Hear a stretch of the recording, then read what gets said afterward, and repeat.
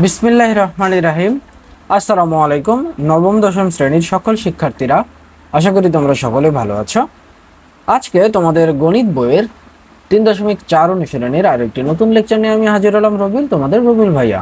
তো আজকের লেকচারে তোমাদের বইয়ের 3.4 অনুশীলনের 15 এবং 16 নম্বর অঙ্ক সমাধান করা হবে। তো চলো লেকচার শুরু করা যাক। তো দেখো 15 নম্বর অঙ্কে 15 নম্বর অঙ্কে এগুলো সবগুলো কিন্তু উৎপাদক বিশ্লেষণ, তাই না?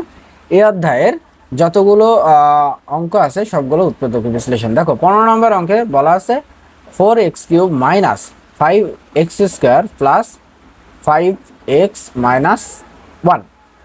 এটাকে আমাদের কি করতে হবে? উৎপাদকে বিশ্লেষণ করতে হবে। তাহলে উৎপাদকে বিশ্লেষণ করার নিয়ম কি? মনে করি দিয়ে আমাদের f(x) অর্থাৎ এটাকে একটা ফাংশন ধরে নিতে হবে। f(x) দিয়ে এটাকে একটা ফাংশন ধরে নিয়েছি।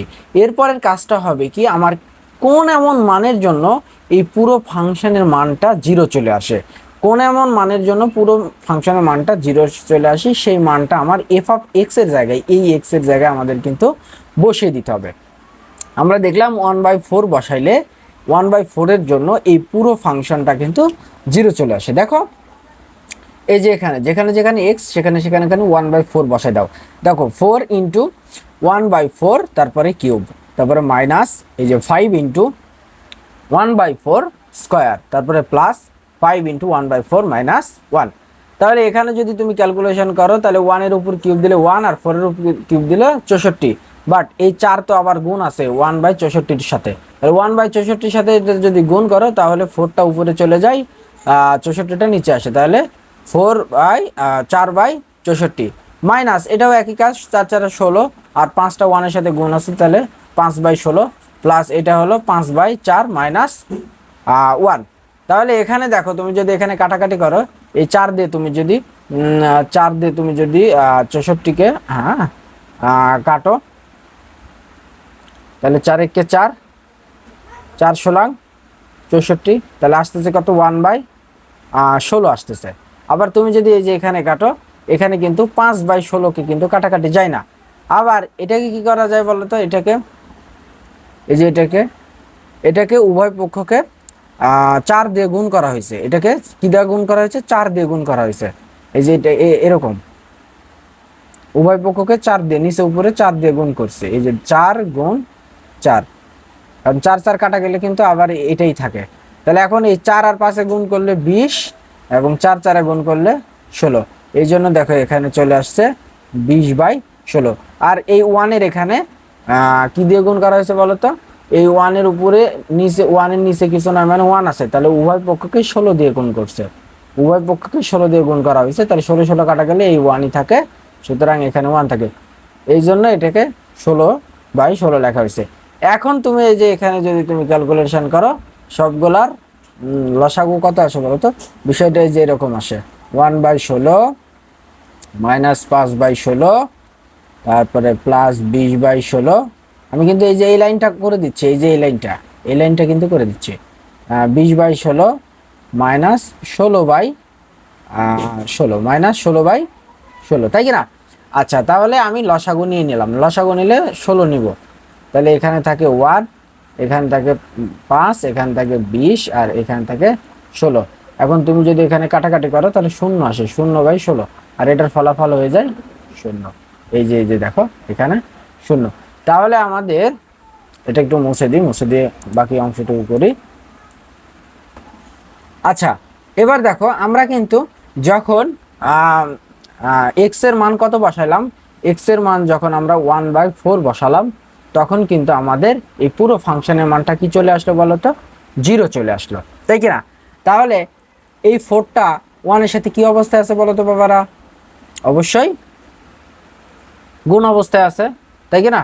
অবশ্যই গুণ অবস্থায় আছে, সরি ভাগ অবস্থায় আছে। তাহলে 4কে এই পাশে পার করে দিলে তাহলে গুণ হয়ে যাবে, এখানে 1 থাকে, তাহলে এখানে 4 মাইনাস 1, তাহলে 4 মাইনাস 1 সমান সমান 0। তাহলে এই যে এটা একটা আমাদের উৎপাদক। আর এই লাইনটা কিভাবে? এই লাইনটা হলো ওই যে x সমান সমান আমাদের 1/4 বসাইছে, আর পুরাটাকে এই পাশে পার করা হয়েছে 1/4, এটাকে পুরোটাকে এই পাশে পার করা হয়েছে।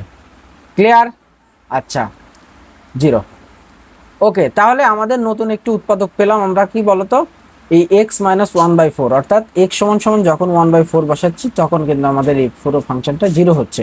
আর এখানে যদি এই যে ফোর, এই যে এইভাবে ক্যালকুলেশন করলে তোমার এটা চলে আসে, কি বলতো, এটার পরিবর্তে তুমি লিখতে পারো ফোর এক্স মাইনাস ওয়ান। তাহলে আমরা লিখতে পারি four x minus one F of x এর একটি উৎপাদক। তাহলে এখন কি করতে হবে, চলো চলো এখন আমাদের বাকি কাজটা করতে হবে। এখন আমরা এটা উৎপাদক বিশ্লেষণ করব, দ্বিতীয় লাইন দিয়ে তৃতীয়, মানে তৃতীয় লাইন দিয়ে দ্বিতীয় লাইন মেলাবো, তাই কি না?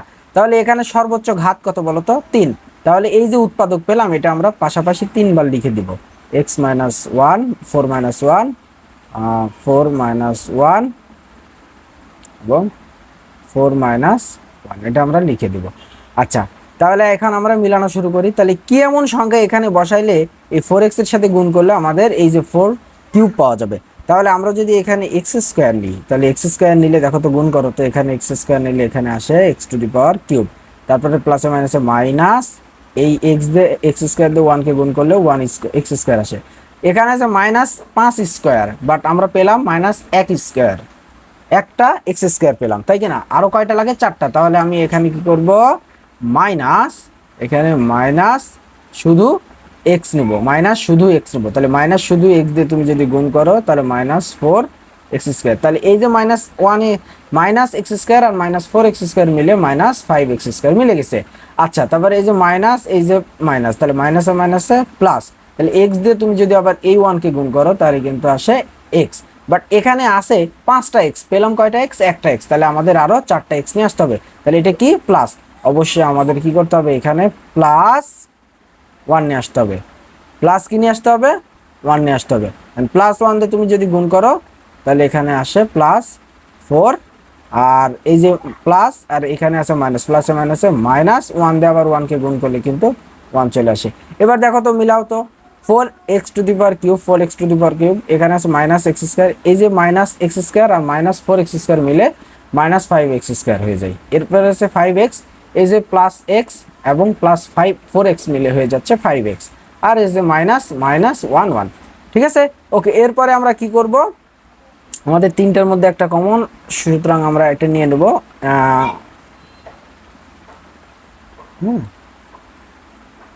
যেটা একটু বেশি হয়ে গেছে, আমরা এখানে নিয়ে নেব x minus four x minus one, এরপরে আমরা নিয়ে নেব x square minus x plus one. এটা হলো আমাদের অ্যান্সার। ওকে, তো আশা করি বুঝতে পেরেছ।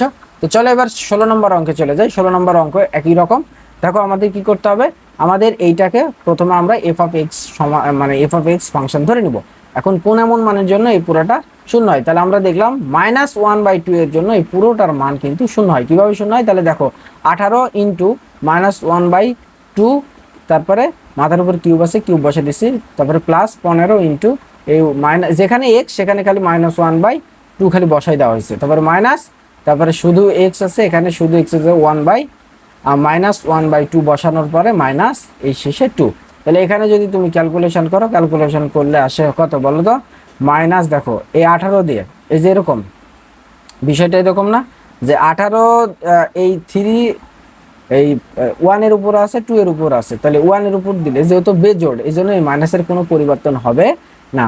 তাহলে থ্রি দিয়ে ওয়ানকে গুণ করলে ওয়ান আসে, আর টু এর উপরে যদি থ্রি দাও তাহলে এইট আসে, বাট ওয়ানের সাথে আবার এই 18টা গুণ আছে, এই জন্য 18 বাই মাইনাস, দেখো মাইনাস 18 বাই 8 চলে আসছে, প্লাস এই 15 একই কাজ হয়েছে, এখানে জোড় আছে এই জন্য এই যে মাইনাসটা উঠে গেছে, এখানে টু আছে এই জন্য মাইনাসে মাইনাসে প্লাস, এই যে এখানে এই যে প্লাস প্লাস চিহ্নের কোনো পরিবর্তন হয়নি। তাহলে এখানে ওয়ানের উপরে টু দিলে ওয়ান, আর টু এর উপরে টু দিলে ফোর, কিন্তু এই ওয়ানের সঙ্গে আবার 15 গুণ আছে, এই জন্য 15 বাই ফোর, প্লাস এখানে যা আছে তাই, এই যে দেখো এই দুটো মাইনাস গুণ হয়ে প্লাস হয়ে গেছে, মাইনাসে মাইনাসে প্লাস, এই যে এখানে প্লাস, তারপরে one by two minus two. তাহলে এখানে একই কাজ করছে, দেখো 18কে এই যে 18কে এখানে এই কাজটা করছে,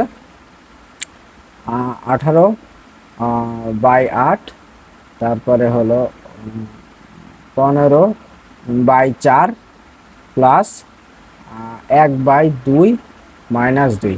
তাহলে এখানে কাটাকাটি করছে কত দিয়ে বলো তো, 4 দিয়ে কাটছে, 3 দিয়ে কাটছে, সরি এখানে কত দিয়ে কাটাকাটি করছে বলো, 2 দিয়ে কাটছে। তাহলে 4 দুগুণ 8, আর এখানে 9। আচ্ছা, তাহলে এখানে থাকে আমাদের 9/4 প্লাস, এখানে কি কাটাকাটি যায়? কাটাকাটি যায় না, যা আছে তাই। আচ্ছা, উভয় পক্ষকে আমি যদি 4 দিয়ে গুণ দিই, 2 দিয়ে গুণ দিই, তাহলে কত থাকে বলো তো? উপরে থাকে, এই যে এটাকে উভয় পক্ষকে নিচে উপরে 2 দিয়ে গুণ দিয়েছি, তাহলে 2/4। আর এখানে কি করেছি? এখানে আমি উভয় পক্ষকে কত দিয়ে গুণ দিয়েছি? উভয় পক্ষকে বলো কত দিয়ে গুণ দিয়েছি? এটা এখানে, এখানে নিচে কিছু নয় মানে কি আছে বলো তো? 2 এর নিচে কিছু নয় মানে 1 আছে, তাহলে উভয় পক্ষকে আমি 4 দিয়ে গুণ দিয়েছি। তাহলে উভয় পক্ষকে যদি 4 দিয়ে গুণ দাও, তাহলে এখানে ধরো 4/4, তাহলে 4 একে 4 আর উপরে হবে 8, তাহলে আমরা লিখতে পারি 8/4। তাহলে এখন লসাগু নাও সবার, লসাগু 4 -9 প্লাস 15 প্লাস 2 মাইনাস 8, তাহলে এখানে ক্যালকুলেশন করলে 0/4, তাহলে এটার মান চলে আসতেছে কত? 0। ওকে, তাহলে আমরা যখন -1/x=-1/2 বসাচ্ছি, তখন কিন্তু আমার পুরো ফাংশনের মান 0 হয়ে যাচ্ছে। এরকম x সমান যখন -1/2 বসাচ্ছি, তখন পুরো ফাংশনের মান 0 হয়ে যাচ্ছে। তাহলে এটা যদি এই পাশে পার করে দিই, তাহলে +1/2 চলে আসে সমান 0। তাহলে এটা আমাদের একটা উৎপাদক, এই উৎপাদক f(x) এর একটি উৎপাদক। বাট এটা আমরা আরেকটু কাস্টমাইজ করে নেব। কি কাস্টমাইজ করব? উভয় পক্ষকে এইভাবেও করতে পারো বা এইভাবে করতে, উভয় পক্ষকে আমরা 2 দিয়ে গুণ দিব। তাহলে 2 দিয়ে যদি গুণ দাও, তাহলে এখানে 2 দিয়ে যদি গুণ দাও, তাহলে 2 কাটা গেলে এখান থেকে 1, আর 0 সাথে 2 গুণ দিলে কিন্তু 0ই আসতেছে, তাই কিনা? তাহলে নতুন একটি উৎপাদক পেলাম 2 - 1, তাহলে আমরা লিখতে পারি 2x + 1, সরি, নতুন একটি উৎপাদক পেলাম 2x + 1, তাহলে আমরা লিখতে পারি 2x + 1 f(x) এর একটি উৎপাদক। তাহলে এখানে ওই একই কাজ করব, দুটো সমান সমান দেব, তৃতীয় লাইন থেকে শুরু করব, সর্বোচ্চ ঘাত 3টা, এই জন্য 3টা আমরা লিখব 2x + 1, তারপরে 2x + 1, এখানে লিখব 2x + 1।